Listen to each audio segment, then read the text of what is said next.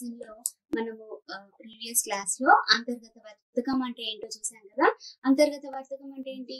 వ్యాపారం ఒక దేశ సరిహద్దు లోపల జరిగే వ్యాపారాన్ని మనము అంతర్గత వర్తకంగా చెప్పుకున్నాము.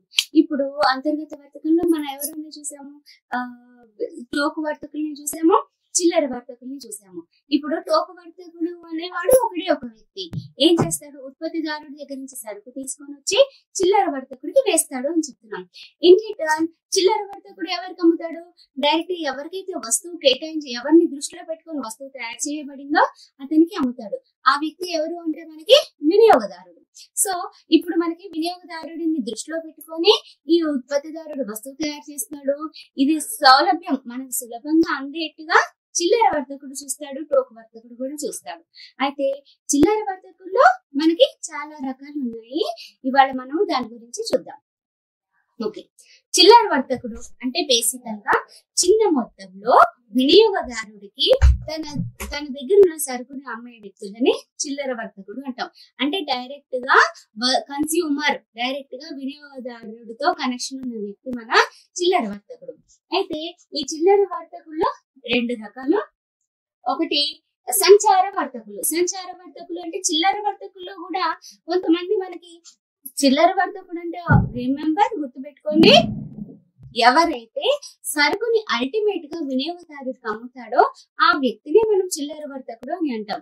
సో సరుకు చివరిని ఎవరికి చేరుతుంది? వినియోగదారుడికి చేరుతుంది. కాబట్టి వినియోగదారుడినే మనము చిల్లర వర్తకుడుగా అంటారు. చిల్లర వర్తకుడికి వినియోగదారుడు సేవలు అందిస్తాడు. కాబట్టి ఈ చిల్లర వర్తకులు రకరకాలుగా ఉంటారు. మొదటి రకం చూసుకున్నట్లయితే సంచార వర్తకులు. సంచారం అంటే ఏంటి? తిరుగుతూ ఉండే వాళ్ళని మనము సంచార వర్తకులు అని అంటాం. ఈ తిరుగుతూ ఉండే ఆ సరుకు నమ్మే వ్యక్తులని సంచార వర్తకులు. ఎగ్జాంపుల్, మన ఇంటి ముందుకి చాలా మంది వస్తూ ఉంటారు, అవునా? తోపుడు బండ్ల మీద, నెత్తిన బుట్ట పెట్టుకొని, లేకపోతే సైకిళ్ల పైన, బైకుల పైన మనకి రకరకాల వస్తువులు మన ఇంటి ముందుకు వస్తున్నాయి, అవునా? వాళ్ళందరూ కూడా మనకి సంచార వర్తకుల కిందనే వస్తారు. అర్థమైందా? అయితే ఈ సంచార వర్తకుల్లో మనకి 4 రకాలు ఉన్నాయి. ఎవరెవరంటే ఫస్ట్ వీధి విక్రయదారులు. వీధి విక్రయదారులు అని అంటే వీధి తిరుగుతూ మనకి ఇంటి ముందు కనిపిస్తూ ఉంటారు కదా. ఈ వీధి ఇది అయిపోయాక ఇక్కడ కొన్ని అమ్ముకున్నాక మళ్ళీ ఇంకో వీధికి వెళ్తారు. ఇంకో వీధిలో ఎవరైనా కొనుక్కుంటున్నారో లేదో చూసి డైరెక్ట్ గా మన ఇంటి ముందుకి తెచ్చి సరుకులు అమ్మి మనకి వెళ్తూ ఉంటారు. సో అలాంటి వాళ్ళని మనము వీధి విక్రయదారులు అంటారు. నెక్స్ట్ నియతకాలిక సంచాలకులు. నియతకాలిక సంచాలకులు అంటే వీళ్ళు ఏం చేస్తారు? ఇప్పుడు సపోజ్ మన ఇంటి దగ్గర జాతరలు ఉన్నాయనుకోండి, అవునా? ఈ జాతరలు ఉన్నప్పుడు ఏం చేస్తారు? కొన్ని స్టాల్స్ పెట్టుకుంటారు, అవునా? ఇప్పుడు గుళ్ళలో మనకి పండుగలు అయినప్పుడు ఏం చేస్తారు? కొన్ని అక్కడ పెట్టుకుంటారు. అక్కడ జాతర ఉన్న రోజులు పెట్టుకుంటారు, దాని తర్వాత తీసుకెళ్ళిపోతూ ఉంటారు, అవునా? సో ఇలాంటి వాళ్ళందరినీ మనము నియతకాలిక సంచాలకులు. ఎగ్జిబిషన్లు ఇవన్నీ ఉంటాయి కదా, ఎగ్జిబిషన్లు నమాయిషన్ అంటూ ఉంటారు కదా. సో ఇట్లాంటి ఎగ్జిబిషన్లు అట్లాంటి ఉన్నప్పుడు మనం చూస్తాం కదా, అక్కడ ఉన్నంత సేపు వాళ్ళు అక్కడ ఉంటారు, ఎగ్జిబిషన్ ఉన్నంత సేపు ఉంటారు. దాని తర్వాత తీసుకెళ్లి మళ్ళీ వాటిని వేరే మేళాలో పెట్టుకుంటారు. సో వీళ్ళందరినీ కూడా మనం నియతకాలిక సంచాలకులు అంటాం. అంటే కొంత నియమించి స్థానాన్ని కేటాయిస్తారు, కొంతకాలం వరకు కేటాయిస్తారు.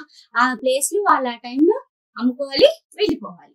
అలాంటి వాళ్ళని మనము నియతకాలిక సంచాలకులు అంటాం. నెక్స్ట్ వీధి దుకాణాలు. వీధి దుకాణాలు అని అంటే మనకి వీధి చివరన ప్రతి చోట కూడా కొన్ని దుకాణాలు ఉంటాయి కదా, అలాంటి వాటన్నిటిని కూడా వీధి దుకాణాలుగా చెప్పుకోవచ్చు. నెక్స్ట్ చౌక ధర విక్రయదారులు. ఈ చౌక ధర విక్రయదారులు అని అంటే వీళ్ళు ఏం చేస్తారు? ప్రతి ఒక్క ఇప్పుడు వస్తువులు చాలా చీప్ గా అమ్మేసుకొని అక్కడికక్కడ అమ్మేసుకొని వేరే చోటికి వెళ్ళిపోతూ ఉంటారు. ఇప్పుడు సపోజ్ వీళ్ళు ఎలాంటి విక్రయదారులు అని అంటే వస్తువులని వాళ్ళకి ఒకవేళ అక్కడ సరుకు అమ్మగలిగినంత సేపు అక్కడ ఉంటారు. ఒకవేళ సరుకు అమ్ముడుపోవట్లేదు అనుకోండి, అక్కడ నుంచి తీసేసుకొని ఇంకో చోటకి ఎక్కడైతే డిమాండ్ ఉందో అక్కడికి వెళ్ళి తీసుకెళ్లి పెట్టుకుంటారు. సో అలాంటి వాళ్ళందరినీ మనము చౌక ధర విక్రయదారుల కింద జమ చేసుకోవచ్చు. నెక్స్ట్ స్థిర దుకాణ చిల్లర వర్తకులు. వీళ్ళందరూ కూడా తిరుగుతుంటారు, గమనించారా? వీధి విక్రయదారులు అంటే వీధి తిరుగుతారు. రోడ్డు, ఈ రోడ్డు, నెక్స్ట్ వేరే రోడ్డు, అట్లా వెనక రోడ్డు, ముందు రోడ్డు, అట్లా ఆ ఊరంతా ఒక రోజు, ఇంకో రోజు ఇంకో ఊరు. వాళ్ళు బాగా అమ్ముడుపోయి అనుకోండి, నెక్స్ట్ రోజు కూడా వస్తారు. అలాంటి వాళ్ళని వీధి విక్రయదారులు అంటాం. నెక్స్ట్ నియతకాలిక సంచాలకులు అంటే నియతకాలిక అంటే only for a certain period, అంటే లైక్ మన సంతలు కానీ అట్లాంటి వాళ్ళు ఉండే వాళ్ళని నియతకాలిక సంచాలకులు అంటాం. నెక్స్ట్ వీధి దుకాణాలు అని అంటే ప్రతి వీధి చివరన మనకి కొన్ని దుకాణాలు పెట్టుకొని ఆ రోజు వరకు ఆ రోజు అక్కడ ఉంటాడు, తెల్లారి మళ్ళీ ఇంకో చోటికి వెళ్తాడు, అలాంటి వాళ్ళని వీధి దుకాణాలు అని అంటారు. ఎగ్జాంపుల్ మనకి ఈవెన్ స్కూల్స్ మీకు గుర్తేమని ఉంటది, మీ స్కూల్స్ ముందు కూడా చిన్నప్పుడు అవసరం ఉన్నప్పుడు లంచ్ అవ్వగానే మీకు ఒక అవ్వను ఎవరో ఒకరు కూర్చుంటారు స్కూళ్ళ ముందు, అవునా, రేపళ్ళు అమ్ముకోవడానికి బఠానీలు అమ్ముకోవడానికి అట్లా కాసేపు ఉంటారు, చివరిన మళ్ళీ ఇంకో చోటుకి వెళ్ళిపోతూ ఉంటారు. అలాంటి వాళ్ళందరినీ కూడా మన వీధి దుకాణాల కింద లెక్కేసుకోవచ్చు. నెక్స్ట్ చౌక ధర విక్రయదారులు. చౌక ధర విక్రయదారులు అంటే ఎవరు? చౌక ధర విక్రయదారులు అంటే మనకి వాళ్ళకి సరుకు అక్కడ చీప్ గా అమ్ముకున్నంత వరకు అమ్మేసుకుంటారు. ఒకవేళ అక్కడ సరుకు అమ్ముడుకోవట్లేదంటే నెక్స్ట్ వాళ్ళు వేరే చోటుకి షిఫ్ట్ అయిపోతారు. నెక్స్ట్ స్థిర దుకాణ చిల్లర వర్తకులు. వీళ్ళందరూ కూడా ఒకసారి బిజినెస్ కి వినియోగదారులు, ఒక స్థిరమైన వినియోగదారులు కాదు, ప్లేస్ టు ప్లేస్ మారేవాళ్ళు. నెక్స్ట్ వచ్చేసి స్థిర దుకాణ చిల్లర వర్తకులు. స్థిర దుకాణ చిల్లర వర్తకులు అంటే వీళ్ళు కూడా డైరెక్ట్ గా వినియోగదారులకి డైరెక్ట్ కాంటాక్ట్ తో ఉంటారు వినియోగదారులతో, కానీ వీళ్ళు స్థిరంగా ఒక షాప్ పెట్టుకొని ఉంటారు. అలాంటి వాళ్ళని మనము స్థిర దుకాణ చిల్లర వర్తకులు అని అంటారు. అయితే దీంట్లో రెండు రకాలు ఉన్నాయి. ఒకటి చిన్న తరహా స్థిరమైన చిల్లర వర్తకులు, అంటే చిన్న మొత్తంలో వ్యాపారం పెట్టుకొని వీళ్ళు కూడా డైరెక్ట్ వినియోగదారులతో టచ్ ఉంటారు కానీ చిన్న తరహాలో ఉంటారు. నెక్స్ట్ పెద్ద తరహా చిల్లర వర్తకులు. ఫస్ట్ మనము చిన్న తరహా స్థిరమైన చిల్లర వర్తకుల గురించి చూద్దాం. దీంట్లో సాధారణ విక్రయశాలలు. సాధారణ విక్రయశాలలు అంటే మీరు మన మామూలుగా జనరల్ స్టోర్స్ అని అంటుంటాం కదా, మన షాప్ కి వెళ్ళామనుకోండి, దాంట్లో జనరల్ స్టోర్లు ఏమేమి దొరుకుతాయి, కిరాణం అంటాం కదా, కిరాణా షాపులు, ఇట్లాంటివన్నీ కూడా మనకు సాధారణంగా కనిపిస్తుంటాయి. అక్కడ కూడా మనకు కావాల్సిన వస్తువుని డైరెక్ట్ గా వెళ్ళి తెచ్చుకుంటున్నాం. సో ఇక్కడ ఏం చేస్తున్నాం, సాధారణ విక్రయశాలల్లో మనకు కావాల్సిన వస్తువులన్నీ తెచ్చుకుంటున్నాం. కిరాణా అంటే జనరల్ స్టోర్స్, అన్ని రకాల వస్తువులు, బుక్కులు పెన్నులు కావాలంటే అక్కడ అవి కూడా దొరుకుతాయి. బుక్కులు పెన్నులు ఉప్పులు పప్పులు అన్ని సోప్స్, మనకు కావాల్సిన టూత్ పేస్ట్ ఏ కావాలంటే అవి అన్ని దొరుకుతాయి. ఇవి సాధారణంగా మనకు అన్ని కనిపించేవి. సో ఇది చిన్న మొత్తంలో పెట్టుబడి పెట్టి ఆ చిన్న షాపుల్లో మెయింటైన్ చేస్తే దాన్ని మనము సాధారణ విక్రయశాలలు, చిన్న తరహా స్థిరమైన చిల్లర వర్తకులుగా చెప్పుకోవచ్చు. నెక్స్ట్ ఏకైక వస్తు శ్రేణి విక్రయశాలలు. కొన్ని ఉంటాయి, కొన్ని ప్రోడక్ట్స్ ఎట్లా ఉంటాయి అంటే, కొన్ని షాపులు ఎలా ఉంటాయి అంటే, ఒక షాప్ ఉంటుంది కానీ టోటల్ గా ఒకే టైప్ ఆఫ్ వస్తువుని దాంట్లో డీల్ చేస్తారు. ఎగ్జాంపుల్ మీకు హ్యాండీక్రాఫ్ట్స్ లో జూట్ ఉంది అనుకోండి, జనప, లేకపోతే ప్లాస్టిక్ సామాన్లు ఉన్నాయి. ప్లాస్టిక్ సామాన్లు అంటే వాడి షాపులలో వెళ్తే అన్ని ప్లాస్టిక్ దొరుకుతాయి, కానీ రకరకాలు ప్లాస్టిక్ కుర్చీలు దొరుకుతాయి, ప్లాస్టిక్ స్పూన్లు దొరుకుతాయి, ప్లాస్టిక్ ప్లేట్లు దొరుకుతాయి. ఇలా అన్ని రకాలు కూడా ప్లాస్టిక్ ఐటమ్ తోనే దొరికే వాటన్నిటిని కూడా మనము ఏకైక వస్తు శ్రేణి విక్రయశాలలు అంటారు. వీళ్ళు కూడా ఒక సర్టెన్ షాప్ పెట్టుకుంటారు, కానీ దాంట్లో దొరికేవన్నీ ఏంటి, ఒకే రకమైన వస్తువులు. సో అలాంటి వాటిని ఏకైక వస్తు శ్రేణి విక్రయశాలలుగా చెప్పుకోవచ్చు. ఎగ్జాంపుల్ జూట్ కూడా అంతే, మనకి హ్యాండీక్రాఫ్ట్స్ లో ఓన్లీ జూట్ తో తయారు చేసినవన్నీ ఉంటాయి. అంటే ఈ జనపనాలు ఇప్పుడు అన్ని వస్తున్నాయి కదా, జూట్ బ్యాగ్స్. సో అట్లన్నీ ఆ షాప్ కి వెళ్తే మీకు అన్ని జూట్ వే దొరుకుతాయి. అలాంటి షాప్స్ అన్నిటిని కూడా మనము ఏకైక వస్తు శ్రేణి విక్రయశాలలుగా చెప్పుకోవచ్చు. నెక్స్ట్ ప్రత్యేకత కలిగిన విక్రయశాలలు. ఈ ప్రత్యేకత కలిగిన విక్రయశాల అంటే దేర్ ఆర్ సర్టెన్ షాప్స్. ఇప్పుడు లైక్ బ్రెడ్ ఉంది అనుకోండి, మోడర్న్ బ్రెడ్ అని అనుకుంటాం, అవునా. సో ఆ షాప్ కి వెళ్తే మీకు మోడర్న్ బ్రెడ్ దొరుకుతుంది అంతే, ఇంక వేరే ఏవి దొరకవు. సో ఎక్స్క్లూజివ్ గా ప్రత్యేకంగా ఒకే రకమైన వస్తువులు, ఒకే బ్రాండెడ్ వస్తువులు మనకు అక్కడ దొరుకుతాయి. లైక్ ఈవెన్ అమూల్ షాప్ ఉంది అనుకోండి, ఈ పాలు ఇవన్నీ ఉంటాయి కదా, పాలు పెరుగు, మీరు ఆ షాప్ కి వెళ్తే అమూల్ వే దొరుకుతాయి, లేకపోతే హెరిటేజ్ వే దొరుకుతాయి. అలాంటివన్నీ అట్లా బ్రాండెడ్ అన్నిటిని కూడా మనము ప్రత్యేకత కలిగిన విక్రయశాలలుగా చెప్పుకోవచ్చు. నెక్స్ట్ వీధి విక్రయశాలలు. వీధి విక్రయశాలలు అంటే ప్రతి వీధి చివరన కూడా సేమ్, ఇట్స్ ఆల్మోస్ట్ లైక్ సాధారణ విక్రయశాలలు. వీధి విక్రయశాలలు అంటే కూడా కొన్ని ప్రత్యేకమైన అన్ని రకాల వస్తువులు ప్రతి వీధి చివరన కొన్ని ఉంటాయి. నెక్స్ట్ ఉపయోగించిన వస్తువుల చిల్లర వర్తకులు. ఉపయోగించిన చిల్లర వర్తకులు అంటే వీళ్ళు ఏం చేస్తారు, ఒకసారి ఉపయోగించబడ్డ వస్తువులని మళ్ళీ సెకండ్ టైం అమ్మడానికి రెడీగా ఉంటాయి. అలాంటి విక్రయశాలని ఉపయోగించిన వస్తువుల విక్రయశాలను అంటారు. ఎగ్జాంపుల్ ఏంటంటే సెకండ్ హ్యాండ్ సేల్స్ అంటాం కదా. ఇప్పుడు మీరు కోటికి వచ్చారనుకోండి, కోటికి వెళ్తే మనకు బుక్స్ దొరుకుతాయి. కొన్ని బుక్స్ షాప్స్ ఎట్లా ఉంటాయంటే అన్ని సెకండ్ హ్యాండ్ యూజ్ చేసిన బుక్సే. ఒక ఫస్ట్ టైం కొనాలి అంటే మీరు వేరే లోపలికి వెళ్ళాలి. సెకండ్ హ్యాండ్ ఒకసారి వాడి తిరిగి అమ్మబడుతూ ఉంటాయి. అలాంటి బుక్ స్టోర్స్ అన్నిటిని కూడా మనం ఉపయోగించిన వస్తువులు చిల్లర వర్తకుల షాప్స్ గా మనము గుర్తించవచ్చు. నెక్స్ట్ లోపాలున్న వస్తువులు. లోపాలున్న వస్తువులు అంటే సెకండ్స్ షాప్స్ అని అంటాం. సెకండ్ హ్యాండ్ వేరు, సెకండ్స్ షాప్. ఇప్పుడు వస్తువులు తయారు చేసేప్పుడు బెస్ట్ క్వాలిటీ ఉంటుంది, కొంచెం మామూలు రకమైన వస్తువు ఉంటుంది, నెక్స్ట్ ఇంకొన్ని అదమంగా ఉంటుంది. ఎందుకు ఇప్పుడు మనం పండిన పంటల్లోనే చూసుకుందాం. మనకి పండిన పంటల్లో ది బెస్ట్ మంచి మనం ఇప్పుడు ఏదైనా వరి వంకాయ నార వేసామనుకోండి, వంకాయలో ఏంటి మనకు మంచి వంకాయలు స్టార్టింగ్ లో మంచిగా వస్తుంటాయి. యాజ్ ఇన్ వెన్ సీజన్ అయిపోతుంటే ఏమవుతుంది, కొన్ని చిన్నగా కొంచెం పురుగుతో అట్లా వస్తూ ఉంటాయి కదా. సో మనం మంచివన్నీ అమ్మేసిన తర్వాత సెకండ్స్ షాప్స్ అని అంటారు. అంటే second type quality, first quality ఏమో చాలా మంచిగా ఉన్నవన్నీ సెపరేట్ చేసి దాన్ని వేరే రేటుకి అమ్మేస్తాం. కొంచెం తక్కువ క్వాలిటీతో అంటే కొంచెం చిన్న సైజు లేదా కొంచెం వడిలిపోయి అలాంటివి ఉన్న వాటిని వేరే రేట్ వెలగడతాము. కొన్ని మిగతావి అసలు పాడేసేవా లేకపోతే అసలు వాటిని యూజ్ చేసేవా చూసి ఇట్లా మనం గ్రేడింగ్ చేస్తూ ఉంటాం. సో సెకండ్స్ షాప్ అంటే బెస్ట్ క్వాలిటీ కాకుండా సెకండ్ టైప్ క్వాలిటీలో ఉన్న సరుకుల్ని అమ్మడాన్ని మనము లోపాలున్న వస్తువులుగా చెప్పుకోవచ్చు. సో ఇలాంటి లోపాలున్న వస్తువులు విక్రయ షాపులు కూడా మనకి ఉంటాయి. ఇక్కడ అన్ని కూడా సెకండ్స్ షాప్ అంటే బెస్ట్ క్వాలిటీ దొరకదు, కానీ వస్తువులు దొరుకుతాయి, కానీ క్వాలిటీ అంత ఫైన్ గా ఉండదు మనకి. సో ఇలా చిన్న తరహా స్థిరమైన చిల్లర వర్తకులు మనం ఈ రకంగా విభజించుకోవచ్చు. నెక్స్ట్ వచ్చేసి పెద్ద తరహా చిల్లర వర్తకులు. పెద్ద తరహా చిల్లర వర్తకులు అంటే వీళ్ళు కూడా డైరెక్ట్ గా మనకి డైరెక్ట్ గా వస్తువులు అమ్ముతూ ఉంటారు, కానీ ఒక పెద్ద మొత్తంలో పెద్ద సెటప్ తో అమ్ముతుంటారు. Example super markets. మీరు ఎప్పుడైనా రిలయన్స్ మన టీవీలో చూస్తుంటాం కదా, పెద్ద షాపింగ్ మాల్స్ ఉంటాయి కదా, అవన్నీ కూడా డైరెక్ట్ గా మనకు సేల్స్ చేస్తున్నారు. బట్ వీళ్ళ ఖర్చులన్నీ కూడా పెద్ద మొత్తంలో పెట్టుకొని మన అవసరాలను తీరుస్తూ ఉంటారు. అలాంటి వాళ్ళందరినీ మనము పెద్ద తరహా చిల్లర వర్తకులుగా చెప్పుకోవచ్చు. దీంట్లో best example is departmental stores, విభాగ విక్రయశాలలు. దీనికి బెస్ట్ ఎగ్జాంపుల్ మన మాల్స్. ప్రస్తుతానికి ఇప్పుడున్న మన ఐప్రసాద్, ఐమాక్స్ కానీ వీటన్నిటిలో ఏం దొరుకుతాయి. మీరు ఒకసారి అలాంటి మాల్స్ కి వెళ్తే మీకు తినేవి దొరుకుతాయి, బట్టలు దొరుకుతాయి, జ్యువెలరీ దొరుకుతాయి, సెల్ ఫోన్స్ దొరుకుతాయి, ఈవెన్ సరుకులు దొరుకుతాయి, మీకు అన్ని దొరుకుతాయి, అన్ని యాక్సెసరీస్ దొరుకుతాయి. సో అలాంటి వాటిని విభాగ విక్రయశాలలు అంటే అండర్ వన్ రూఫ్, మనకి మొత్తం ఒకటే రూఫ్ కింద డిఫరెంట్ టైప్స్ ఆఫ్ షాప్స్ పెట్టుకుంటూ ఉంటారు. సో ఇలాంటి వాటిని మనము విభాగ విక్రయశాలలు అని అంటాం. ఇఫ్ యూ రిమెంబర్, మీరు ఒకవేళ చూడగలిగితే పాత మూవీ ఒకటి మాయాబజార్ ఉంటుంది.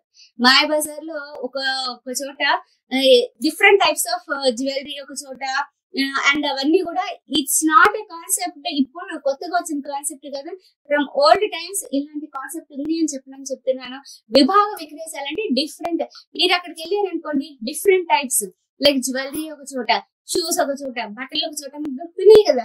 సో అవి it's nothing but our departmental stores. ఇవి పెద్ద తరహా చిల్లర వర్తకులు.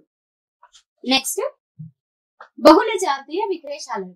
బహుళ జాతీయ విక్రయశాల అంటే పేరులోనే ఉంది, బహుళ అంటే different types, different places, but with one product. So ఈ బహుళ విక్రయశాలలో ఏం జరుగుతుంది అంటే మనకి ఒక వ్యాపారంలో మనకి ఒక వస్తువుతో వ్యాపారం చేస్తున్నాము అంటే ఇక్కడ డిమాండ్ ఉంది, ఇంకో వేరే ప్లేసెస్ లో కూడా డిమాండ్ ఉంది అని అంటే మనం ఏం చేస్తాము, ఇక్కడ కాకుండా వేరే చోట కూడా ఇంకో షాప్ తెరుస్తాం, ఇంకో చోట మళ్ళీ డిమాండ్ ఉంది అంటే అక్కడ కాకుండా ఇంకో చోట కూడా తెరుస్తూ ఉంటాం. These are called as multiple shops, బహుళ విక్రయశాల. Example Bata. మీకు బాటా షాప్స్ కి వెళ్తే కనుక ఏం దొరుకుతాయి, చెప్పులు. So they deal exclusively with slippers or shoes. So మీకు ఈ చెప్పులు ఇవన్నీ ఎక్కడ దొరుకుతాయి, బాటా కంపెనీ ఉందనుకోండి, బాటా అనేది ఎక్కడ ఒకటే చోట ఉందా, నో, మనకి ఇక్కడ కనిపిస్తుంది, వేరే ఏరియాలో కనిపిస్తుంది, ఇంకెక్కడైనా కూడా కనిపిస్తూ ఉంటది. సో ఇలాంటివన్నిటిని కూడా బహుళ విక్రయశాలలు అని చెప్పుకోవచ్చు. Like even we have Chandana brothers, south India shopping mall, Anutex, ఇవన్నీ మనం చూస్తూ ఉంటాం కదా. ఆల్ దీస్ ఏంటంటే ఒకే రకమైన వస్తువు కానీ ప్రతి ఒక్క చోట కొన్ని ప్లేసెస్ లో బ్రాంచెస్ గా పెట్టుకునే షాప్స్ ని మనము బహుళ విక్రయశాలలుగా చెప్పుకుంటాం. నెక్స్ట్ వన్ ఇస్ పోస్ట్ ద్వారా జరిగే విక్రయశాల. పోస్ట్ ద్వారా కూడా మనం బిజినెస్ చేయొచ్చు, డైరెక్ట్ గా వినియోగదారుడిని మనం రీచ్ అవ్వచ్చు. ఏ రకంగా రీచ్ అవ్వచ్చు అంటే లైక్ పోస్టల్ అంటే మనం ఫస్ట్ ఒక కార్డు మనకు పంపిస్తారు. ఇవి బుక్స్ కానీ ఎక్కువ వరకు బుక్స్ కి యూజ్ చేస్తుంటారు. ఆ కార్డు మనకు పంపించడం, మనకు నచ్చిన బుక్స్ ఉన్నాయి అనుకోండి, వాటిని సబ్స్క్రైబ్ చేసి పంపిస్తే ఇవి నచ్చాయి నాకు ఈ బుక్స్ పంపివ్వండి అని మళ్ళీ మనం తిరిగి లెటర్ పంపిస్తే వాళ్ళ బుక్స్ ని పోస్ట్ ద్వారా పంపిస్తుంటారు. సో ఇలాంటి వాటన్నిటిని పోస్ట్ ద్వారా జరిగే విక్రయశాలలుగా మనం చెప్పుకుంటాం. నెక్స్ట్ వినియోగదారుల సహకార చిల్లర వర్తకులు. ఈ వినియోగదారుల సహకార సంఘము, సహకారము అంటే ఏంటి? ఒకరికొకరు సహాయపడడాన్ని మనము సహకారము అని అంటాం.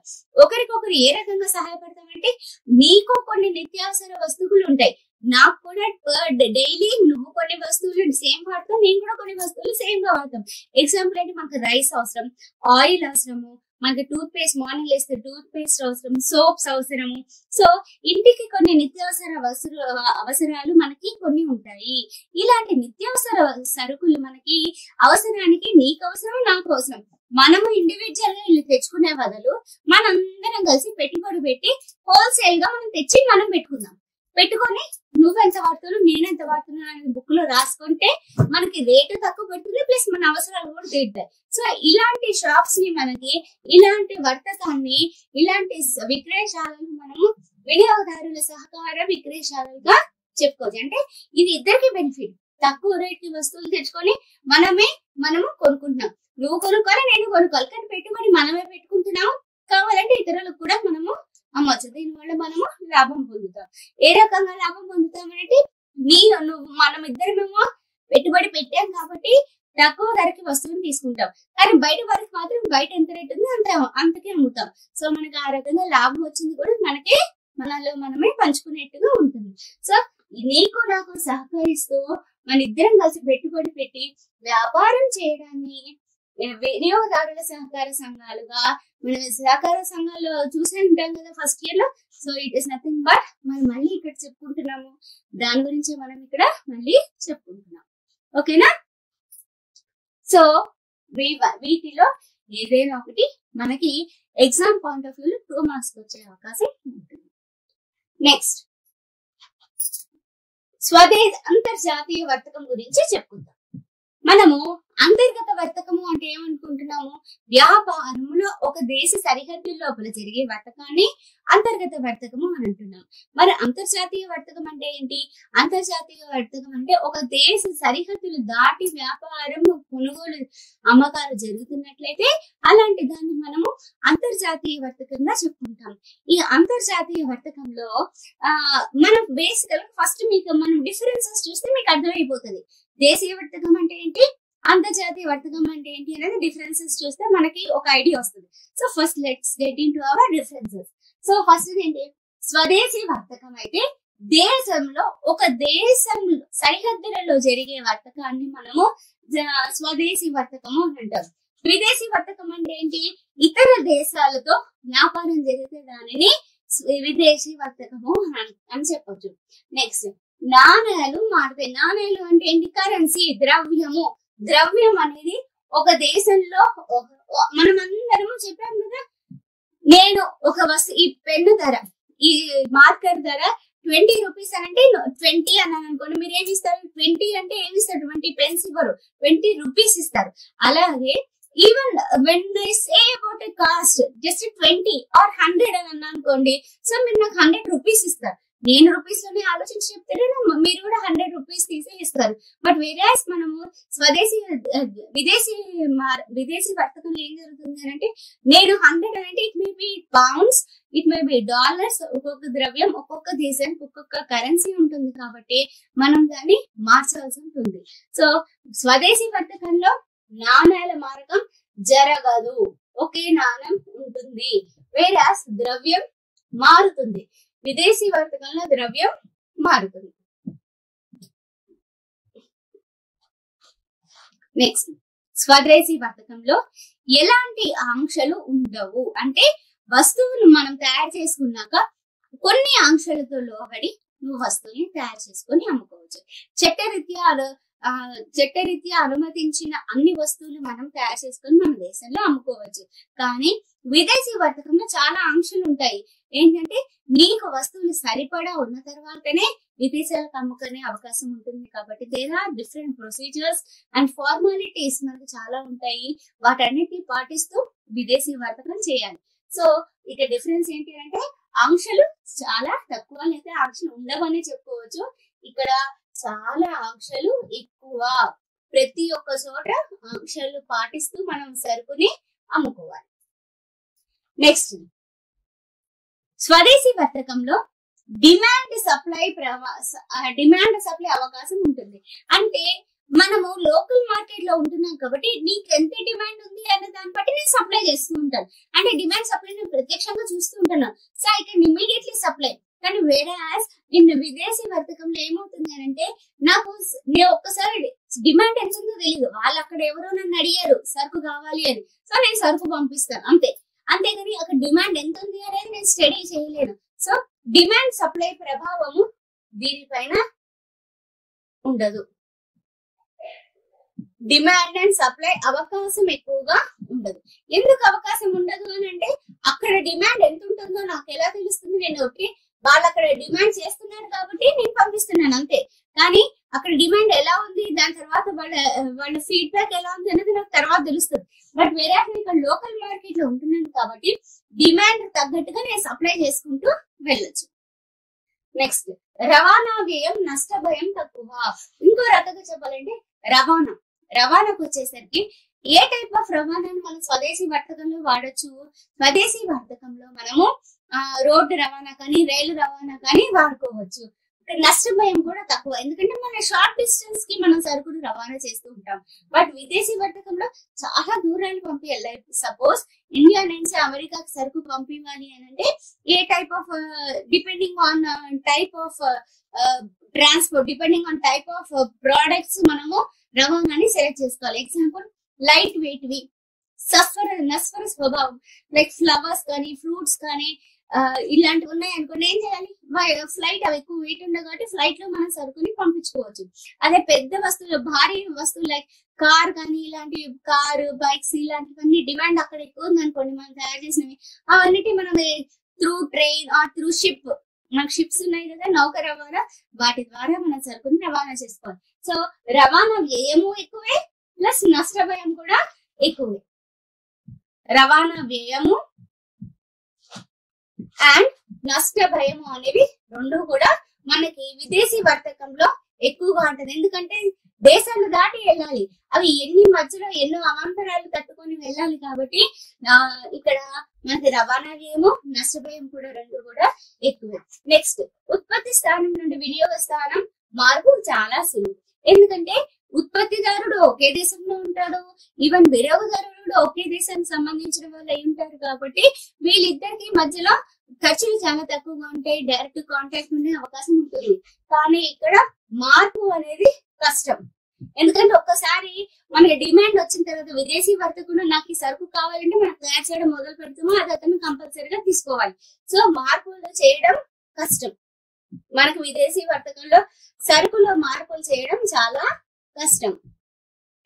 నెక్స్ట్, ప్రత్యేకీకరణ ప్రయోజనం. మనకి వినియోగదారులు డైరెక్ట్ గా స్వదేశీ వర్తకంలో వినియోగదారులు డైరెక్ట్ గా కాంటాక్ట్ తో ఉంటున్నారు కాబట్టి మనకి ఆ ప్రత్యేకంగా వాళ్ళకి ఎలాంటి వస్తువు కావాలో కస్టమైజ్డ్ అని అంటాం, కస్టమైజ్డ్ సెల్లింగ్ అంటాం. అంటే కస్టమర్ కి ఏ రకమైన వస్తువు కావాలో మనం అలా తయారు చేసుకొని ఇవ్వచ్చు. బట్ వేరే విదేశీ మార్కెట్ లో ఒకసారి వాళ్ళకి మార్పులు చేయాలి, ఒకసారి ఒక ఆర్డర్ ఇచ్చినాక మార్పులు చేయాలంటే చాలా కష్టం. ఎందుకంటే మనం అతను ఏదైతే ప్రిస్క్రైబ్ చేస్తాడో దాని ప్రకారం మనం వస్తువును తయారు చేయడం మొదలు పెట్టిన తర్వాత దానికి మార్పులు అంటూ చేయడం చాలా కష్టం అవుతుంది. సో ప్రత్యేకీకరణ అనేది జరగదు, సాధారణంగా ఇక్కడ ఉండకపోవచ్చు.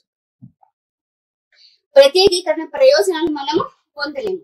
నెక్స్ట్, జనాభా మొత్తము, ఉత్పత్తి మొత్తము, ర్యాంకింగ్. మనకి సాధారణంగా స్వదేశీ వర్తకంలో వ్యాపారం చేసేప్పుడు మనం ఏం దృష్టిలో పెట్టుకున్నాం? మనకు ఎంత జనాభా ఉంది కాబట్టి దానికి తగ్గట్టుగా ఆ లోకల్ ఏరియాకి సరిపడే సరుకుని మనం అమ్ముతూ ఉంటాం. నెక్స్ట్, ఇతర సేవలు. ఇతర సేవలు ఏంటి, మనకి బ్యాంకింగ్ సేవలు ఇవన్నీ కూడా, ఉత్పత్తి సేవలు ఇవన్నీ కూడా మనం ఉపయోగించుకుంటాం. బట్ వెరాస్ ఇన్ విదేశీ వర్తకంలో ఎలాంటివి ఉపయోగిస్తుంటే కస్టమ్స్, ఎక్సైజ్ కస్టమ్స్ అది లాంఛనాలు, ఎక్సైజ్ లాంఛనాలు, ఇలా మనకి ఎన్నో పన్నులు, రాయితీలు, ఇవన్నీ ఫారెన్ ఎక్స్చేంజ్, ఫారెక్స్ మార్కెట్ అని అంటాం. సో ఇవన్నిటి ఆధారంగా చేసుకొని మన అంతర్జాతీయ మార్కెట్, అంతర్జాతీయ వర్తకం చేయవలసి ఉంటుంది. బట్ వేరాస్ ఇక్కడ మన దేశీయ వర్తకంలో మన దేశంలో లభ్యమయ్యే జనాభాను బట్టి, మనకున్న బ్యాంకింగ్ సోర్సెస్ బట్టి, ఫైనాన్షియల్ సోర్సెస్ బట్టి, ఆర్థికంగా ప్లస్ రవాణా పరంగా, గిడ్డంగుల పరంగా మనం ఎంతైతే సరుకును అమ్మగలమో వాటిని ఆధారంగా చేసుకుని మన దేశంలో అమ్ముకోవచ్చు. కానీ ఇక్కడ కస్టమ్స్, మనకి ఇచ్చే రాయితీలు, సబ్సిడీస్, అక్కడ ఉన్న అవసరాలు ఇవన్నీ ప్రభావితం, విదేశీ మార్కెట్ లో సరుకు అమ్మాలి అంటే ఇవన్నీ మనం ప్రభావితం చేస్తాయి. సో ఇప్పుడు మనకి ఈ డిసడ్వాంటేజెస్ చూసుకున్నాం కాబట్టి మీరు లిస్ట్ అవుట్ చేసుకోండి. అడ్వాంటేజెస్, మరి విదేశీ వర్తకం చేయడం వల్ల ఏంటి మనకి అడ్వాంటేజెస్ ఏమైనా ఉన్నాయి అనేది జస్ట్ మీరు ఊహించండి. మనకు చాలా ఈజీగా ఉంటాయి, అవన్నీ మీకు టెక్స్ట్ బుక్ లో ఉన్నాయి, చదువుకోండి. చాలా ఈజీగా మనం ఒక్కసారి ఈ డిఫరెన్సెస్ చూసుకున్నాము అని అంటే ఇట్స్ వెరీ ఈజీ. కానీ కంపల్సరీగా మీరు టెక్స్ట్ బుక్ రెఫర్ చేస్తేనే మీకు ఇంకా క్లియర్ గా అర్థమవుతుంది. ఓకేనా? సో విదేశీ వర్తకంలో మనము కంపల్సరీగా ఈ అడ్వాంటేజెస్ అనేవి చూద్దాం. ఇప్పుడు విదేశీ వర్తకం యొక్క పరిధి చూద్దాము. ఇక్కడ కొన్ని మెన్షన్ చేస్తున్నాను చూడండి. అంతర్జాల ఉపయోగం అంటే విదేశీ వర్తకము దేని ద్వారా మనం చేసుకోవచ్చు, దాన్ని ఎక్కడ ఉపయోగిస్తున్నాము అనేది చూద్దాము. దీంట్లో ఫస్ట్ అంతర్జాల ఉపయోగం అంటే త్రూ ఇంటర్నెట్ మనం విదేశీ వర్తకం చేసుకోవచ్చు. ఇంకోటి మార్కెటింగ్ నిర్వహణ అంటే all the marketing aspects like distribution, advertisements ఇవన్నీ కూడా మనము ఈ విదేశీ వర్తకంలో ఉపయోగిస్తాము. నెక్స్ట్ మానవ వనరుల ఉపయోగం, even we involve many persons, చాలా మందిని మనము దీంట్లో ఇన్వాల్వ్ చేస్తాం. ఎందుకంటే ప్యాకింగ్ చేయడానికి, మనము సరుకును ఇక్కడి నుంచి రవాణాలు ఎక్కించడానికి, నౌకలకు ఎక్కించడానికి ఇట్లా చాలా మందిని మనము ఉపయోగిస్తూ ఉంటాం. నెక్స్ట్ వ్యాపార చట్టాలు, మనకి ఎన్నో రకాల చట్టాలు ఉన్నాయి. ఫెరా అని అన్ని రకాలు ఉన్నాయి మనకి. సో ఫారెన్ ఎక్స్చేంజ్, మన ఇంపోర్ట్ ఎక్స్పోర్ట్ ఇవన్నీ కూడా మనకి రకరకాల చట్టాలు ఉన్నాయి. ఎగుమతి చేయాలన్నా, దిగుమతి చేయాలన్నా వాటన్నిటి గురించి కూడా మనము వాటికి లోబడి మనం వ్యాపారం చేయవలసి ఉంటుంది. నెక్స్ట్ వనరుల నిర్వహణ, వ్యవస్థ, ప్రవర్తన, అన్ని మనకున్న లభ్యమైన వనరులు ఏంటి, మనకున్న వనరులు ఏంటి, మనం ఏ రకంగా వాటిని మనము ఎగుమతి చేస్తున్నాం లేదా దిగుమతి చేస్తున్నాం, అవన్నీ కూడా మనకి ఈ విదేశీ వర్తకంలో సంబంధించి ఉంటుంది. నెక్స్ట్ విదేశీ మారకం, ఎందుకంటే ద్రవ్యం అనేది విదేశీ మారకంలో విదేశీ వర్తకంలో ద్రవ్యం అనేది ఒకే రకంగా ఉండదు. ఒక దేశానికి మరొక దేశానికి ద్రవ్యం మారుతుంది కాబట్టి మనం తప్పనిసరిగా ఈ ద్రవ్యాన్ని మనం మార్చుకోవాలి. నెక్స్ట్ ఎగుమతి ప్రోత్సాహకాలు, మనం ఒకవేళ సరుకుని వేరే దేశాలకి అమ్మాలి అనుకున్నప్పుడు ఎన్నో రకాల ప్రోత్సాహాలు గవర్నమెంట్ ఇస్తుంది. వాటన్నిటిని మనము అందుబాటులో వాటిని ఉపయోగించుకొని మనం ఎగుమతి చేయవచ్చు. నెక్స్ట్ ఎగుమతి ధరల నిర్ణయం, ఈ ఎగుమతి ధర నిర్ణయం కూడా దేర్ ఆర్ సర్టెన్ రూల్స్, ఆ రూల్స్ ని పాటిస్తూ మనము ఎగుమతి ధరల్ని కూడా నిర్ణయించవచ్చు. సో ఇలా విదేశీ వర్తకం యొక్క పరిధి మనము చెప్పుకోవచ్చు. This will be coming for 5 marks. Next వచ్చేసి దీని వల్ల ప్రయోజనాలు ఏంటి అనేది చూద్దాము. మెయిన్ ముఖ్యంగా వచ్చేసి శ్రమ విభజించబడుతుంది. ఎందుకంటే ఎవరైతే ప్రత్యేకీకరణ పనులు మనం చేస్తున్నాం, ఎందుకంటే విదేశాలకు అమ్ముతున్నాం కాబట్టి సాధారణంగా ది బెస్ట్ క్వాలిటీని మనం తయారు చేయించుకుంటాము, వాటిని మనం అమ్ముతాం. ఎందుకంటే చాలా రోజులు అది అక్కడ చేరేసరి చాలా టైం పడుతుంది కాబట్టి శ్రమ విభజించి ప్రత్యేకీకరణ నైపుణ్యం ఉన్న వాళ్ళని మాత్రం వాళ్ళతోనే పనులు చేయించుకుంటాం. నెక్స్ట్ ఆరోగ్యకరమైన పోటీ, ఎందుకంటే విదేశాల నుంచి ఒక సరుకు వస్తుంది అన్నప్పుడు మన దేశంలో ఉన్న సరుకు మనం మానేస్తాం కదా వర్తకం. సో దానికి తగ్గట్టుగా మన వస్తువులు కూడా ఆ విదేశాలకు తగ్గట్టుగా వస్తువులు తయారు చేయడం మొదలు పెడతాం. నెక్స్ట్ వనరుల వృధా తగ్గిస్తుంది, ఎందుకంటే మనం ఇతర దేశాలకు కూడా అమ్ముతున్నాం కాబట్టి మనకున్న సోర్సెస్ లో మాక్సిమం ఉన్న వాటిని యూటిలైజ్ చేస్తాము. నెక్స్ట్ ఉద్యోగ అవకాశాలు, విదేశీ వర్తకులు చెప్పుకున్నాం కదా, మానవ వనరులు అందరిలో కూడా మనకు చాలా మంది అవసరం కాబట్టి చాలా మందికి ఉద్యోగ అవకాశాలు వచ్చే అవకాశం ఈ విదేశీ వర్తకం కల్పిస్తుంది. నెక్స్ట్ సాంకేతిక పరిజ్ఞానంలో మార్పిడి, ఎందుకంటే టెక్నాలజీ ఇదంతా మనకి ఎక్కడి నుంచి వచ్చింది, చాలా వరకు ఇప్పుడు ఇంటర్నెట్ కానీ ఇవంతా టెక్నాలజీ కూడా మనం విదేశాల నుంచి తెచ్చుకుంటున్నాం కాబట్టి దీని వల్ల మనకి సాంకేతిక పరిజ్ఞానం వాళ్ళు అక్కడ ఎలా చేస్తున్నారు అట్లా కూడా మనం ఫాస్ట్ గా పనిని మనం చాలా సులువుగా చేసుకునే అవకాశం ఈ విదేశీ వర్తకం వల్ల జరుగుతుంది. సో ఇది కూడా 5 మార్క్స్ క్వశ్చన్. అండ్ పరిధి 5 marks exam point of view లో 3 types of question. Differences between స్వదేశీ వర్తకం, విదేశీ వర్తకం మధ్య తేడాలు, విదేశీ వర్తకం యొక్క పరిధి లేకపోతే విదేశీ వర్తకం యొక్క ప్రయోజనాలు మనకు అడిగే అవకాశాలు చాలా వరకు ఉంటాయి. అండ్ చాలా easy, don't leave this chapter. మనకి మంచి స్కోరింగ్ టాపిక్, సో ఈజీగా మనకి మంచి మార్క్స్ వచ్చే అవకాశాలు ఉంటాయి. Thank you.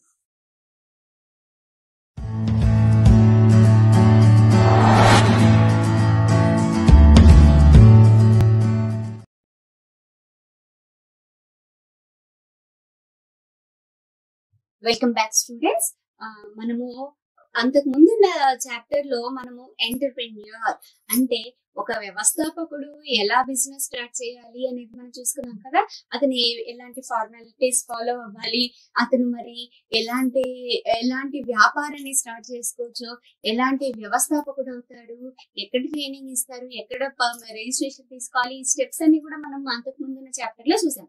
అయితే ఇప్పుడు మనం ఏం చేస్తామనంటే, మరి మన వ్యాపారం స్టార్ట్ చేయాలి అనుకుంటున్నప్పుడు మరి మన దేశంలో అమ్ముకుందామా, ఇతర దేశాలు పంపిద్దామా, వీటి గురించి మనం ఈ చాప్టర్ లో యూనిట్ లో నేర్చుకుందాం. అయితే ఈ చాప్టర్ వచ్చేసి మనకి అంతర్గత వర్తకం.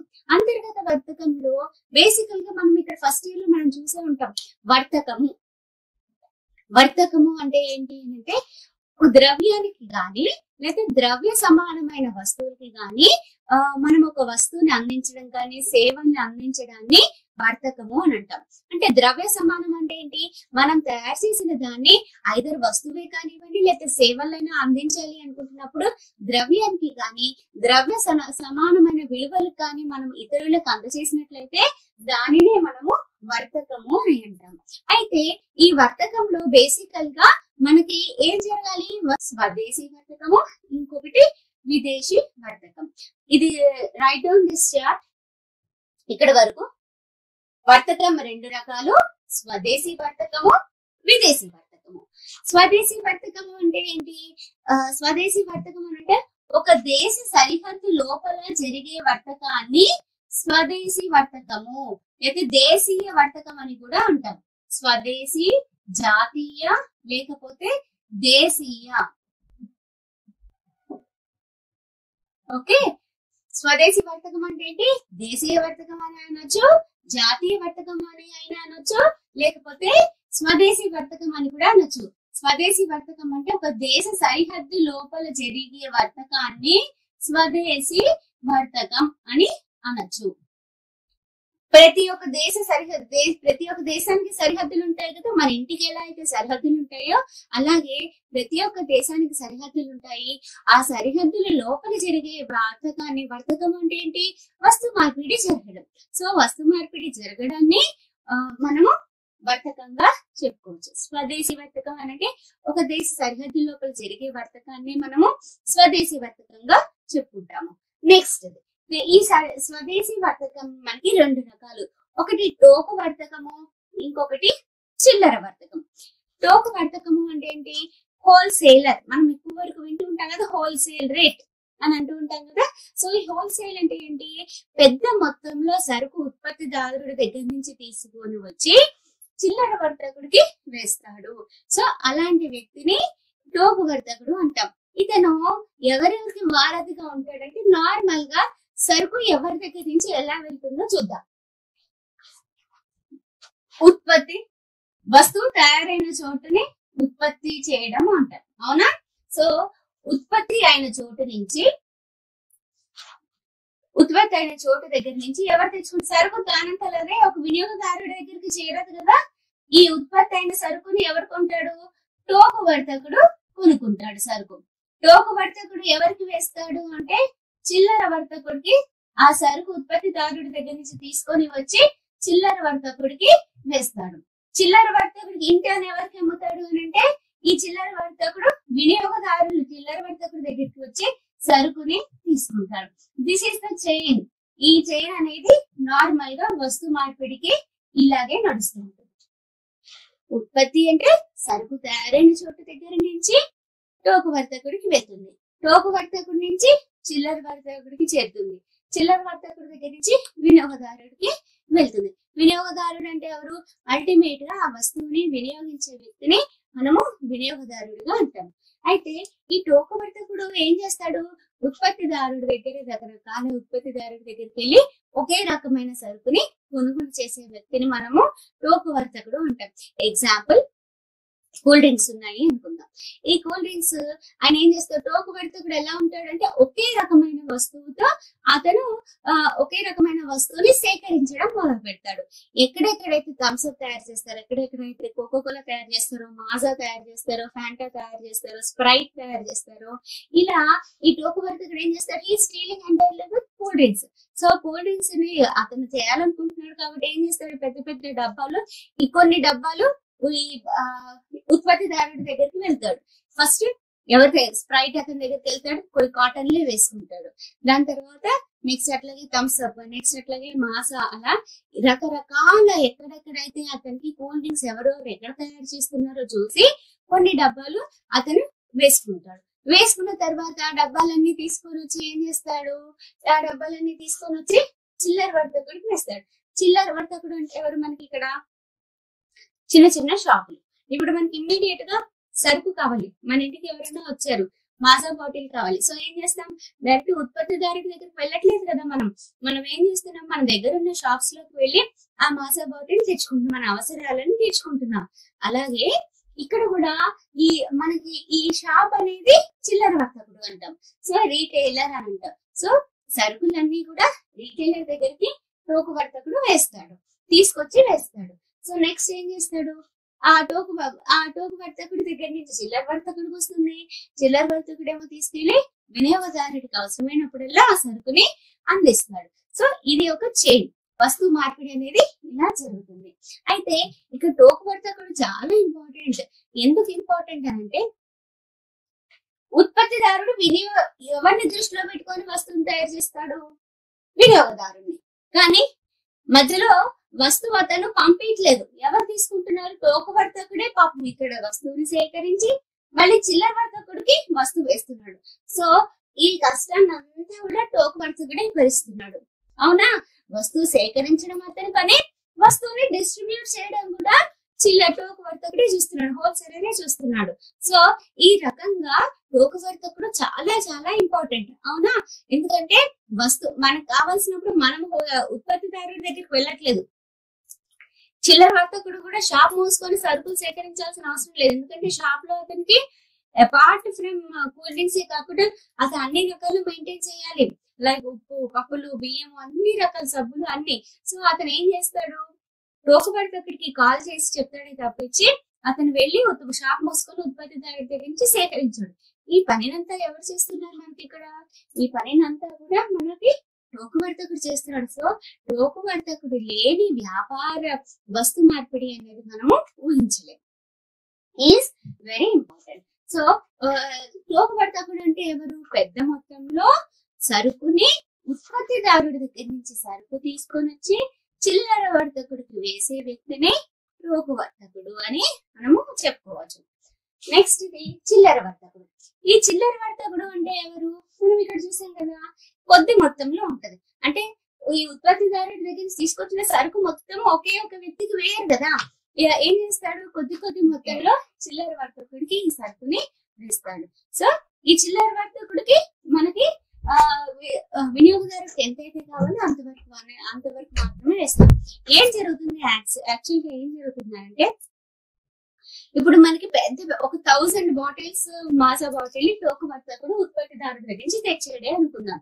ఈ 1000 బాటిల్స్ లో ఒకే చోట 1000 అమ్ముడుపోతే, మన ఏరియాలో 1000 మాజా బాటిల్స్ ఎత్తి పెట్టుకుంటే మనకు అమ్ముడుపోతాయా? అది అమ్ముడుపో.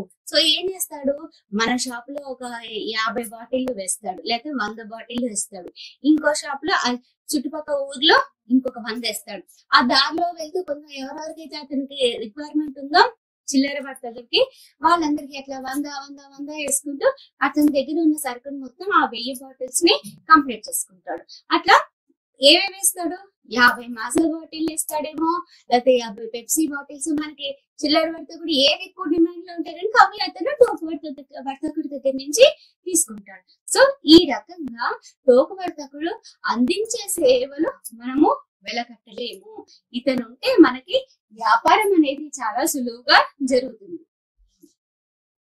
నెక్స్ట్ మరి ఈ నెక్స్ట్ వచ్చేసి విదేశీ వర్తకము చెప్పుకుంటాం. విదేశీ వర్తకం, స్వదేశీ వర్తకం అంటే ఏమంటున్నాము? ఒక దేశ సరిహద్దు లోపల జరిగే వర్తకాన్ని స్వదేశీ వర్తకము అని అంటున్నాం. మరి విదేశీ వర్తకం అంటే ఏంటి? ఒక దేశ సరిహద్దులు దాటి వ్యాపారం చేస్తే దాన్ని విదేశీ వర్తకము అంటాం. దేశ సరిహద్దులు దాటి ఒక దేశం మరొక దేశంతో వ్యాపారం చేస్తే దాన్ని, సరిహద్దులు దాటి చేస్తే కనుక దాన్ని విదేశీ వర్తకము అని అంటాం. ఓకే, సో విదేశీ వర్తకం అంటే ఏంటి? ఒక దేశం మరొక దేశానితో వ్యాపారం చేయడాన్ని మనము విదేశీ వర్తకంగా చెప్పుకోవచ్చు. అయితే విదేశీ వర్తకం 3 రకాలు. ఒకటి ఎగుమతి వర్తకం, మరొకటి దిగుమతి వర్తకం, ఇంకొకటి మారు వర్తకం. ఈ ఎగుమతి అంటే ఏంటి? మన దగ్గర ఉన్న ఎక్స్ట్రా ఉన్న సరుకుని, మన దేశంలో సరిపడి మిగిలిపోయిన వస్తువులని ఏ దేశాలకైతే అవసరం ఉందో అలా ఇతర దేశాలకి అమ్మడాన్ని, పంపివ్వడాన్ని మనము ఎగుమతి అని చెప్పుకోవచ్చు. ఎక్స్పోర్ట్ అని చెప్పుకోవచ్చు. సో ఒక రకంగా చెప్పాలంటే సరుకు ఇతర దేశాలకి అమ్మకం జరగడాన్ని మనము ఎగుమతి అని చెప్పుకోవచ్చు. నెక్స్ట్ ఇది దిగుమతి అంటే దిగు అంటే దించుకోవడం. సో కొనుగోలు చేయడం, ఇతర దేశాల నుంచి మనకు కావాల్సిన సరుకుని కొనుగోలు చేయడాన్ని దిగుమతి చేసుకోవడం అంటాం. ఎగ్జాంపుల్ మనం ఏం దిగుమతి చేసుకుంటాం? ఎగ్జాంపుల్ ఫ్రూట్స్ తీసుకుందాం. ఫ్రూట్స్ లో మనం ఏంటి, రకరకాల ఫ్రూట్స్ మన కంట్రీకి కానీ కావు, ఇతర కంట్రీస్ నుంచి మనం తెచ్చుకుంటాం. లైక్ స్ట్రాబెర్రీస్, కివి, ఇవన్నీ మనకు కనిపిస్తున్నాయి కదా. సో ఈ పళ్ళన్నీ కూడా మన దేశీయ పళ్ళు ఏంటి?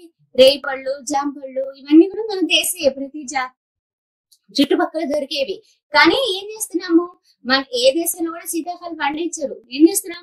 మన దేశం నుంచి ఇతర దేశాలకి పంపిస్తున్నాం. సో దాన్ని ఎగుమతి అంటాం. మనం ఏం దిగుమతి చేసుకుంటాం? కివి ఫ్రూట్స్, లిచీ ఫ్రూట్స్ అని ఉంటాయి. Next we have strawberries. ఇవన్నీ కూడా మన దేశంలో పండించం, ఇతర దేశాల నుంచి మనము తెప్పించుకుంటున్నాం, మనం కొనుగోలు చేస్తున్నాం. సో ఏ దేశం అయితే సరుకుని దిగుమతి చేసుకుంటుందో, అవసరమైన సరుకుని తెచ్చుకుంటుందో, కొనుగోలు చేసుకుంటుందో దానిని మనము దిగుమతి అని చెప్పుకోవచ్చు. నెక్స్ట్ వచ్చేసి మారు వర్తకం అంటే ఒక దేశంలో నుంచి తయారైన వస్తువుని తీసుకొచ్చి మళ్ళీ దాన్ని ఐదర్ ప్రాసెస్ చేయడం అంటే ఉత్పత్తి చేయడం, లేదా అదే సరుకుని మళ్ళీ తిరిగి అమ్మడాన్ని మనము మారు వర్తకం అంటాం. మారుస్తున్నాము. ఏం మారుస్తున్నాము?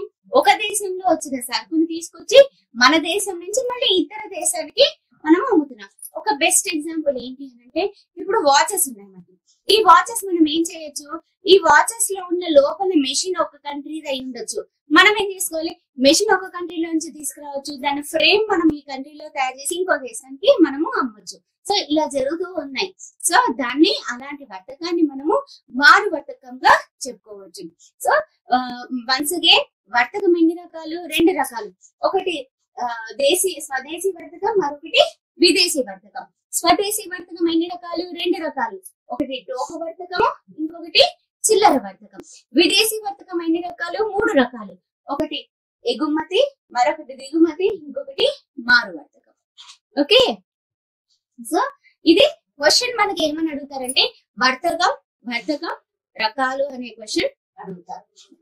నెక్స్ట్ తోక వర్తకుడు అందించే సేవలు ఏంటేంటి అనేవి మనం ఒకసారి చూద్దాం. తోక వర్తకుడు ఎలాంటి సేవలు అందిస్తాడు, ఎవరికి ఎలాంటి సేవలు అందిస్తాడు అనేది మనం ఇక్కడ చూద్దాం. తోక వర్తకుడు ఉత్పత్తిదారుడికి అందించే సేవలు మనం ఫస్ట్ చూద్దాం. ఉత్పత్తిదారుడు ఏం చేస్తాడు అంటే భారీ స్థాయిలో ఉత్పత్తికి అవకాశం. ఎందుకంటే అతనికి పంపిణీ చేయాల్సిన అవసరం లేదు, వస్తువు తయారు చేస్తే చాలు, తోక వర్తకుడు వచ్చి తీసుకెళ్తాడు. సో తోక వర్తకుడు ముందే చెప్తాడు, నాకు ఇంత సరుకు కావాలి అని. సో అంత వస్తువు తయారీ మీద మాత్రమే ఉత్పత్తిదారుడు కాన్సన్ట్రేట్ చేయొచ్చు.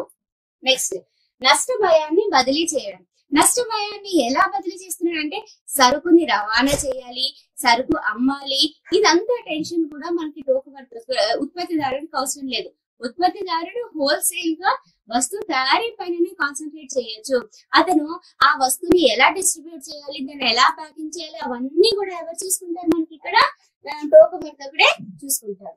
నెక్స్ట్ ముందు చెల్లింపులు అంటే ఉత్పత్తిదారుడి దగ్గర నుంచి సరుకు తెచ్చుకునేప్పుడు టోకు వర్తకుడు నగదు ఇచ్చి తెచ్చుకుంటాడు, అరువు మీద తీసుకురాడు.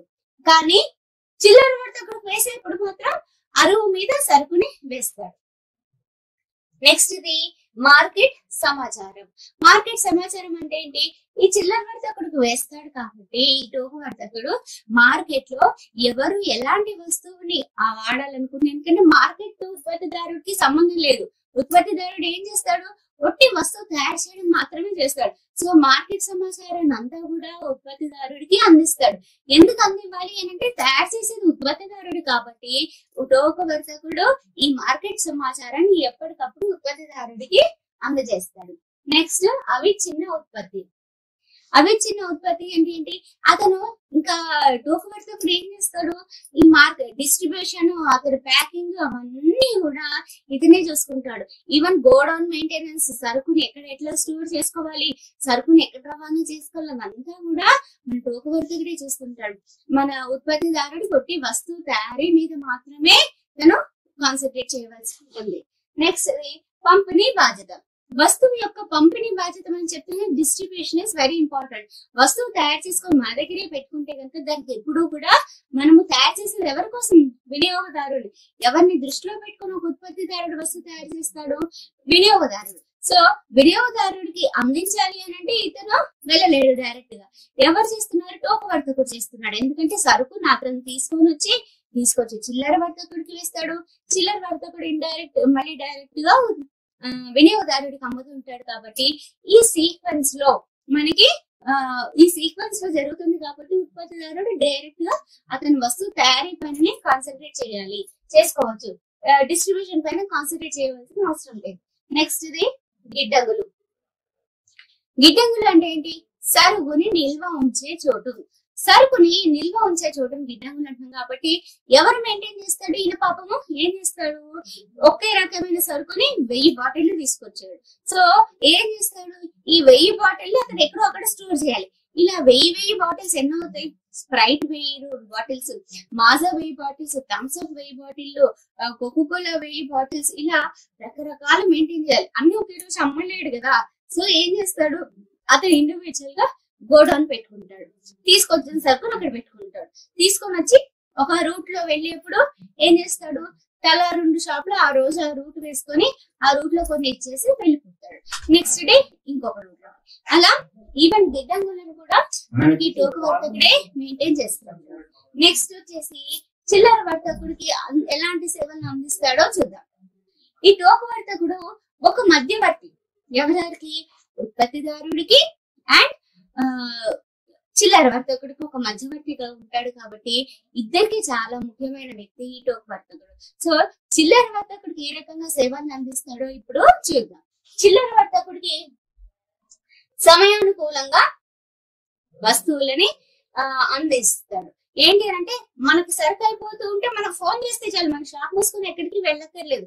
ఫోన్ చేస్తే చాలు, వాళ్ళు తెచ్చి సరుకుని ఏది కావాలి, ఎంత కావాలి అని అంటే ఆ వస్తువుని తీసుకొచ్చి మనకి చిల్లర వర్తకుడు వేస్తాడు. నెక్స్ట్ క్రయ విక్రయాలు జరపడం. క్రయ విక్రయాలు అంటే సరుకును కొనుగోలు చేయడానికి, సరుకును అమ్మడానికి చాలా సులువుగా చేస్తాడు. ఎందుకంటే సరుకు అమ్మే పని ఎవరు చూస్తాడు? చిల్లర వర్తకుడు చూస్తాడు. వినియోగదారుడి వరకు సరుకు ఎవరికి చేరాలి, ఎలా చేరాలి అని ఆ బాధ్యత అంతా కూడా టోకు వర్తకుడే చూసుకుంటాడు. చిల్లర వర్తకుడి దగ్గర సరుకు అయిపోతుందంటే తీసుకొచ్చి వేస్తాడు. ఇమీడియట్ గా వేసి వినియోగదారుడికి అందించే ఏర్పాట్లు కూడా మొత్తం టోకు వర్తకుడే చూస్తాడు. నెక్స్ట్ అరువు సౌకర్యం. ఉత్పత్తిదారుడికి ఏమో నగదిచ్చి తీసుకుంటాడు, కానీ చిల్లర వర్తకుడికి మాత్రం అక్కడ ఏం చేస్తాడు? అరువు పైన తీసుకుంటాడు. నీకు సరుకు మొత్తం అమ్ముడు పోయినాక నాకు డబ్బులు ఇవ్వు అనే బేసిస్ మీద తీసుకుంటాడు. చిల్లర వర్తకుడికి సరుకుని వేస్తాడు. నెక్స్ట్ వస్తువు సమాచారం. వస్తువు సమాచారం అంటే ఉత్పత్తిదారుడు ఏ వస్తువు అయితే తయారు చేస్తున్నాడో ఆ వస్తువుని చిల్లర వర్తకుడికి తెలియజేస్తాడు. ఇంతేగా చిల్లర వర్తకుడు ఏం చేస్తాడు? వినియోగదారుడికి తెలియజేస్తాడు. అలాగే చిల్లర వర్తకుడు చెప్పే విషయాలన్నిటినీ కూడా ఉత్పత్తిదారుడికి తెలియజేస్తాడు. నెక్స్ట్ నష్ట భయాన్ని చేపడతాడు. ఏ రకంగా నష్టము అని అంటే సరుకుని ఇప్పుడు ఒక చోటు నుంచి ఇంకో చోటికి మార్చే సమయంలో చాలా వరకు యాక్సిడెంట్లు అయినా సరుకు నష్టపోయే అవకాశం ఉంటుంది. ఆ నష్టాన్ని అంతా కూడా ఎవరు భరిస్తారు? మనకి చిల్లర వర్తకుడే భరిస్తాడు. కాబట్టి టోకు వర్తకుడే భరిస్తాడు. కాబట్టి ఆ సరుకు మీద జరిగే రవాణా వాటన్నిటి గురించి కూడా చిల్లర వర్తకుడు ఆలోచించాల్సిన పనిలే, తీసుకొచ్చి వేస్తాడు, మనం అమ్మాల్సిన బాధ్యత మనది. సో ఇలా టోకు వర్తకుడు లేని వ్యాపారాన్ని మనము ఊహించలేము. అవునా? ఇప్పుడు మనం చూసుకునే సేవల్ని బట్టి మనకు అనిపిస్తుందా లేదా? మనం టోకు వర్తకుడుగా చేస్తే కాకపోతే పెద్ద మొత్తంలో మనము డబ్బుని పెట్టుబడిగా పెట్టాలి. ఎందుకంటే ఉత్పత్తిదారుడికి నగదు మీద ఇవ్వాలి, చిల్లర వర్తకుడికి ఆ రూపాయినే ఇవ్వాలి. సో మన పెట్టుబడి పెద్ద మొత్తంలో ఉంటే కనుక టోకు వర్తకుడు అనగా మనము చేసుకోవచ్చు. నెక్స్ట్ అంతర్గత వర్తకం లక్షణాలు చూద్దాం. అంతర్గత వర్తకం అంటే ఏంటి? ఒక దేశ సరిహద్దు లోపల జరిగే వర్తకాన్ని అంతర్గత వర్తకము అని అంటున్నాం.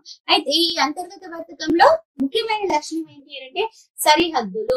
బేసికల్ గా ఒక దేశ సరిహద్దు లోపల బౌండరీస్ లోపల జరిగే వ్యాపారాన్ని మనము అంతర్గత వర్తకము అని అంటున్నాం. సో ఈ అంతర్గత వర్తకం అనేది ఒక దేశ సరిహద్దులు దాటి ఉండకూడదు. నెక్స్ట్ ఇది ద్రవ్యం. ఒకే రకమైన ద్రవ్యము ఎవరెవరికి? కొనుగోలుదారుడు రూపాయల్లో మాట్లాడితే అమ్మకందారుడు కూడా రూపాయల్లో మాట్లాడతారు. ఇప్పుడు మామూలుగా మనం షాపుకి వెళ్ళినప్పుడు కిలో ఆలు 30 రూపాయలు, లేకపోతే 30 అని అంటాడు, అంతే 30, 40 అన్నట్లు అంటూ ఉంటారు. అంటే ఏంటి? మనం చెప్పేది రూపీస్, అవతలి వాడు కూడా రూపీస్ నుండి కన్వర్ట్ చేసుకుంటారు. అదే విదేశీ మార్కెట్ లో ఏమవుతుంది? మనం రూపీ చెప్పామంటే వాడికి $1, వాడు $1 it's equal to 75 rupees now. So అది డిఫరెంట్ గా మారుతుంది. బట్ మనం 30 అంటే 30 రూపాయలు తీసి ఇవ్వాలి, 40 అంటే 40 మనకి.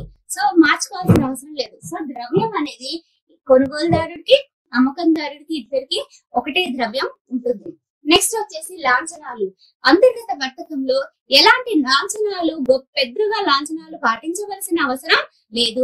బట్ వేరే అంతర్జాతీయ వర్తకంలో మనం చాలా లాంఛనాలు ఉంటాయి. ప్రొసీజర్ చాలా పెద్దది. మనం విదేశీ వర్తకం చేయాలి అంటే ప్రొసీజర్ చాలా ఫార్మాలిటీస్ ఉంటాయి. కానీ దేశీయ వర్తకం కాబట్టి కొద్దిపాటి లాంఛనాలు. అదే మన లోకల్లో చేసుకుంటే ఆ లాంఛనాలు కూడా అవసరం లేదు. లంచాలు కాదు, లాంఛనాలు. లాంఛనాలు అంటే ఫార్మాలిటీస్, మనం ఫాలో అవ్వాల్సినవి. ఒక దేశం నుంచి ఇంకో దేశానికి వెళ్ళాలి, ఒక రాష్ట్రం నుంచి ఇంకో రాష్ట్రానికి అయితే దేర్ ఆర్ సర్టెన్ ఫార్మాలిటీస్. కానీ ఒకే రాష్ట్రంలో మన లోకల్లో అమ్ముకోవాలి అనుకునే దానికి ఎలాంటి ఏం లేదు. మనం ఏంటి, మన దగ్గర కూరగాయలు ఎక్కువ పడుతున్నాయి అనుకోండి, మన తోటలో మనం ఏం చేయొచ్చు, అక్కడ సొంత మార్కెట్ లోకి వెళ్ళొచ్చు, మనం తీసుకెళ్లి అక్కడ అమ్మేసుకోవచ్చు. ఎవరన్నా అడగాల్సిన అవసరం లేదు. సో మన లోకల్ మార్కెట్ లో లాంఛనాలు అనేవి చాలా తక్కువ. అదే ఇతర రాష్ట్రానికి పంపించాలి అంటే మనము మన స్టేట్ నుంచి పర్మిషన్ తీసుకోవాలి, వాళ్ళకి అవసరం ఉందో లేదో చూసుకోవాలి. ఇట్లాంటివన్నీ రిక్వైర్మెంట్స్ కొన్ని ఉంటాయి. నెక్స్ట్ వన్ ఇస్ నష్ట భయం అధికం. ఏ రకంగా నష్ట భయం అధికము అని అంటే ఒక స్టేట్ నుంచి ఇంకో స్టేట్ కి సరుకును పంపించాలి అనుకుంటున్నప్పుడు, లేకపోతే మన స్టేట్ కల్చర్ వేరు, తెలంగాణలో మనం తినే పంట వేరు, ఇతర దేశాల్లో తినే పంట వేరు. సో నష్ట భయం చాలా ఎక్కువ. మనం పోయి అక్కడికి వెళ్ళి మనం నార్త్ లోకి వెళ్ళి రైస్ అడిగితే కనుక మనం రైస్ అక్కడ ఎక్కువ అమ్మితే మనకి ఎక్కువ లాభాలు రావు. ఎందుకంటే అక్కడ వాళ్ళు ఎక్కువ వరకు వరి పండించుకోరు. బట్ వేరేస్ ఇక్కడ మనకు వరి పండిస్తారు కాబట్టి మనకి నష్టాలు తక్కువ వస్తాయి. సో ముందు అక్కడ అమ్ముకుంటే కనుక నష్టాల నుంచి కూడా మనము తప్పించుకోవచ్చు. నెక్స్ట్ రాజకీయ ప్రభావం తక్కువ. రాజకీయ సాంస్కృతిక ప్రభావాలు, సాంఘిక ప్రభావాలు చాలా తక్కువ. అదే విదేశాల్లో అయితే ఒక్కొక్క దేశంలో ఒక్కొక్క రకమైన కల్చర్, సంస్కృతి ఉంటుంది. కానీ మన దేశంలో సాధారణంగా అంతా సంస్కృతి ఒకే రకంగా ఉంటది. కాబట్టి ఏ దేశంలో అయినా కానీ మనము సంస్కృతి ప్రకారం మనకి ఈవెన్ అవర్ సోషల్ బ్యారియర్స్ అంటే సాంఘిక బ్యారియర్స్ కూడా మనకు చాలా తక్కువగా ఉంటాయి. నెక్స్ట్ వచ్చేసి అవగాహన. అంతర్గత వర్తకంలో వినియోగదారుడు ఎలాంటి వస్తువుని కోరుకుంటున్నాడు అనేది మనకు ఒక అవగాహన తెచ్చుకోవచ్చు. అతను ఎలా మారుతున్నాడు, మన డిమాండ్ ఎలా ఉంది, దాన్ని బట్టి మనం సప్లై ని మార్చుకునే అవకాశం ఇది మనకు అంతర్గత వర్తకంలో ఉంటుంది. నెక్స్ట్ వినియోగదారుల అవసరం. వినియోగదారుల అవసరానికి తగ్గట్టుగా మనం వస్తువుని తయారు చేసుకోవచ్చు. అవునా? ఒకసారి ఈ వస్తువుని మనము ఇది ఇలా కాదు ఇంకో రకంగా తయారు చేయాలి అంటే మనం ఏం చేసుకోవచ్చు, వస్తువుని ప్రస్తుతానికి ఇప్పుడున్న వస్తువుని మనం సేల్ చేసుకొని నెక్స్ట్ టైం వస్తువులు తయారు చేసేప్పుడు మనం కొత్త రకంగా వస్తువులని తయారు చేసుకోవచ్చు. వినియోగదారుడికి ఏ రకంగా అయితే వస్తువు అవసరం ఉంటుందో ఆ ప్రకారంగా మనం వస్తువుని తయారు చేసుకోవచ్చు. నెక్స్ట్ వచ్చేసి రవాణా. రవాణా మనం సాధారణంగా ఒక దేశ సరిహద్దు లోపల జరుగుతుంది కాబట్టి దేశ సరిహద్దుల్లో జరిగి ఒక దేశీయ వర్తకంలో జరిగే రవాణా అంతా కూడా నార్మల్ గా రోడ్డు రవాణా కానీ రైలు రవాణాని ఉపయోగిస్తూ ఉంటారు. సో ఈ రవాణా మార్గాలు కూడా చాలా సులువుగా మనము ఏర్పాటు చేసుకోవచ్చు. ఈ రకంగా అంతర్గత వర్తకం లక్షణాలు మనం సాధారణంగా 5 మార్క్స్ క్వశ్చన్స్. సో ఇలా మీకు టెక్స్ట్ బుక్ లో సెంటెన్సెస్ పరంగా ఇచ్చారు, కానీ నేను పాయింట్స్ పరంగా రాస్తున్నాను, మీకు గుర్తు చేసుకోవడం చాలా ఈజీగా ఉంది. ప్లీజ్ చిల్డ్రన్, ఇవన్నీ కూడా మీకు బోర్డు మీద కనిపించినవన్నీ కూడా రన్నింగ్ నోట్స్ రాసుకోండి, టెక్స్ట్ బుక్ పక్కన పెట్టుకొని చదువుకుంటే మీకు చాలా ఈజీగా ఉంటుంది. నెక్స్ట్ ఇంకొక చిన్న టాపిక్ మనకి SEZ, special economic zones or ప్రత్యేక ఆర్థిక మండళ్ళు అని చెప్పవచ్చు. ఈ ప్రత్యేక ఆర్థిక మండళ్ళు అనేవి కొత్తగా వచ్చినవి, 2002 లో వచ్చాయి. వీటిని ఏ రకంగా ప్రోత్సహిస్తున్నారంటే విదేశీ పెట్టుబడులను ఆకర్షించడానికి మన దేశం తీసుకున్న ఒక ప్రత్యేక ఆర్థిక మండళ్ళు అంటే ఒక ఏరియాని వాళ్ళు డిఫైన్ చేస్తారు. This is SEZ area. SEZ area అంటే ఏంటి, ఇతర దేశాల్లో ఉన్న అంతర్జాతీయంగా ఉండే కంపెనీస్ అన్ని కూడా ఈ సెస్ ఏరియాలో వాటి వ్యాపారాన్ని కొనసాగించుకోవచ్చు. ఇలా కొనసాగించడం వల్ల ఉపయోగం ఏంటి అంటే రాయితీలు ఇస్తారు, ప్లస్ కొన్నిటిని నిర్ధారించారు. కొన్ని వస్తువులు మాత్రమే తయారు చేయడానికి మనకి ఈ సెస్ లో అనుమతి ఉంటుంది. లైక్ ఏరోస్పేస్, ఫార్మసీస్ ఇలాంటి కంపెనీస్ అన్నిటిని కూడా మనకి ప్రోత్సహించడానికి, ఇతర విదేశీ పెట్టుబడులని ఆకర్షించడానికే ఈ ప్రత్యేక ఆర్థిక మండళ్ళని ఏర్పాటు చేశారు. సో తెలంగాణలో కూడా కొన్ని ప్రత్యేక ఆర్థిక మండళ్ళు ఉన్నాయి. బట్ మీకు ఒక జనరల్ గా సెస్ అనేది ఐడియా ఉండాలి. సెస్ అంటే ఏంటి అంటే ఒక దేశ సరిహద్దు లోపల అంతర్జాతీయ వర్తకాన్ని ప్రోత్సహించడానికి, విదేశీ పెట్టుబడులు ప్రోత్సహించడానికి ఈ ప్రత్యేక ఆర్థిక మండళ్ళని ఏర్పాటు చేయడం జరిగింది. So please children, as in when మీకు క్లాసెస్ అయిపోగానే టెక్స్ట్ బుక్స్ మీ దగ్గర ఉన్నాయి, ఆ టెక్స్ట్ బుక్స్ తీసి చదువుకుంటే మీకు చాలా చాలా ఈజీగా ఉంటుంది, వెంటనే మీకు అర్థమవుతుంది. నెక్స్ట్ క్లాస్ లో మనకి అంతర్జాతీయ వర్తకం చూద్దాము. నెక్స్ట్ దానికి కావాల్సిన ఫార్మాలిటీస్ ఏంటో మనం నెక్స్ట్ క్లాస్ లో